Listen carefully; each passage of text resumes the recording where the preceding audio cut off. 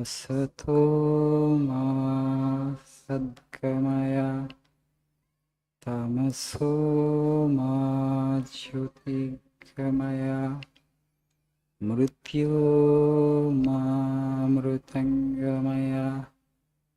Om Shanti Shanti Shanti.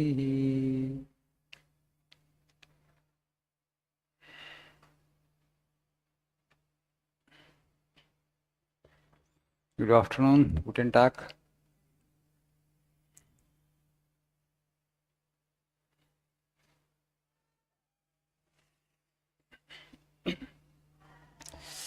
అందరూ భోజనం చేశారా?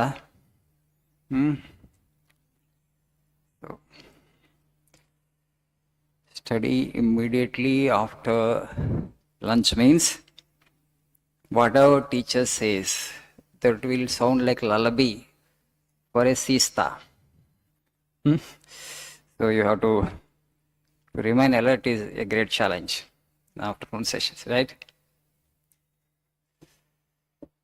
Right, please see page number 77 for today's quote.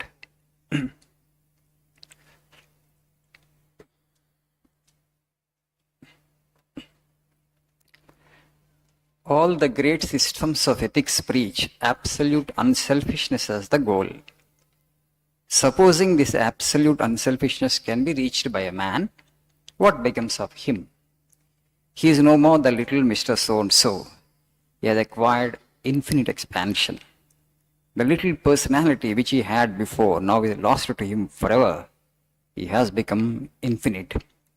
And the attainment of this infinite expansion is indeed the goal of all religions and of all moral and philosophical teachings. Why should we become unselfish? What will I gain by becoming unselfish? Yes, you will become the infinite. Now we are the finite, attached to this body and mind. That is not our real nature. We were the infinite, now we have become finite, and we have to return to the infinite. We have to complete the full circle.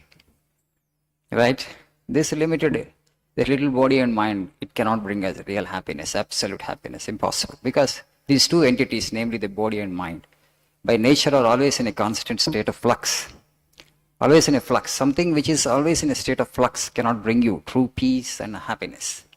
So, all great systems of religion, philosophy, mystical teachings, sages and saints have asked us to become unselfish.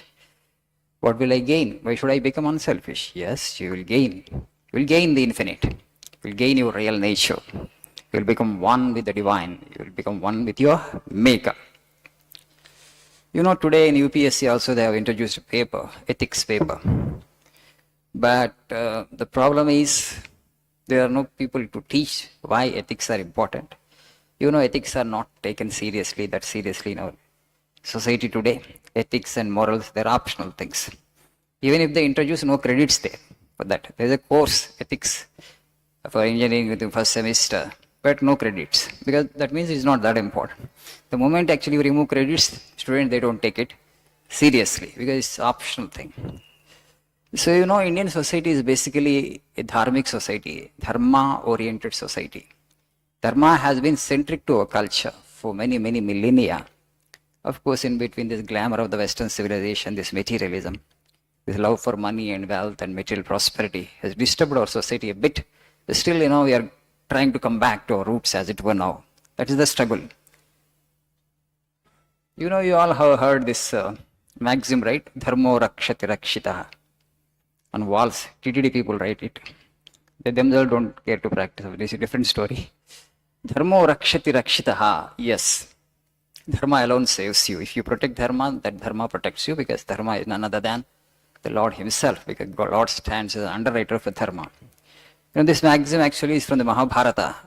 There's a sloka in the Mahabharata. Dharma eva hato hanti, dharmo rakshati rakshitaha, tasmad dharmam natyajami, mano dharmo hato vadit. Who said this? Yudhishthira said this.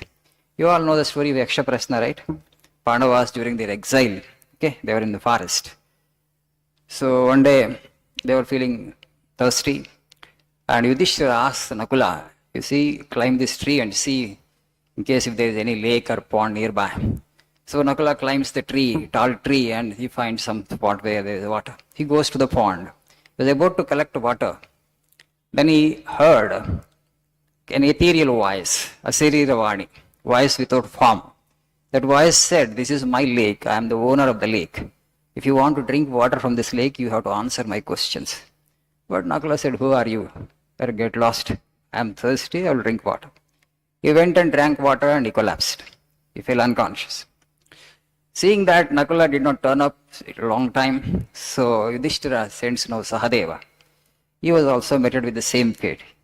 And then goes Arjuna. Okay, Arjuna uses his Shabdabedi, but that form was not visible anywhere. Where you will shoot your arrow? He used his Shabdabedi, but nothing worked. He also went to drink water. He drank and he fell unconscious. Same happened with the Bhima also. Then ultimately the great Yudhishthira. What happened to my brothers? They are so powerful. Where is the force in this universe which can defeat my brothers? Where is the force which can harm my brothers? Yudhishthira was surprised.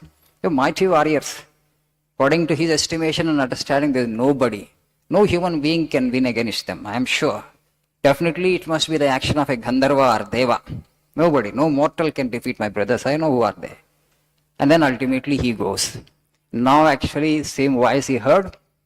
Then the Yaksha appears in front of him, a huge figure, because he was none other than Yama. Huge figure. See, your brothers, they have not paid heed to my advice. I said I own the lake. To drink water from the lake, you have to answer my questions. So Yudhishthira, he says that you ask me, I will try my best. Then he asks wonderful questions. You all know the story, right? So Pranamonna Kadalenidi Guddu Galikarna Vegamainati Manasu. What is that which is swifter than the mind? Swifter than wind. That is the mind. Yudhishthira answers all his questions to his satisfaction. Now the Yama says, the Yaksha says, you have answered all my questions to my satisfaction, okay? Congratulations. But I will bring back to life only one of your brothers. Whom you want? He asks. Back comes the reply. Without batting an eyelid, Yudhishthira said, Nakulo Yaksha Chevatu. Let Nakula be alive. Bring Nakula back to life. Then the Yaksha was surprised. Why not Bhima? Why not Arjuna? They are mighty warriors. Compared to Nakula and Sahadeva, they were greater warriors. And after all, they are born of the same mother, you three. You know, Yudhishthira, Bhima and Arjuna were born of Kunti. Nakula and Sahadeva were born of Madri. Their father Pandu had two wives. Then Yudhishthira said, what is this? It's simple. My father had two wives, Kunti and Madri. Kunti's eldest son, I am alive. Nakula's eldest son must be alive. Because you said you will bring back to life only one person. It's natural justice, spontaneously. What we would do if we were in his place? But I'm just asking. So seeing his Dharma Nirati, the passion for Dharma, Yudhishthira, Yaksha was so pleased and so happy. Of course, Yudhishthira, none other than Yakshas, that Yama's Hamsa. He will actually bring back all the four brothers he brought back to life. So this is the story. The thing is this, there is a sloka, beautiful sloka in the Mahabharata, I think some other scripture.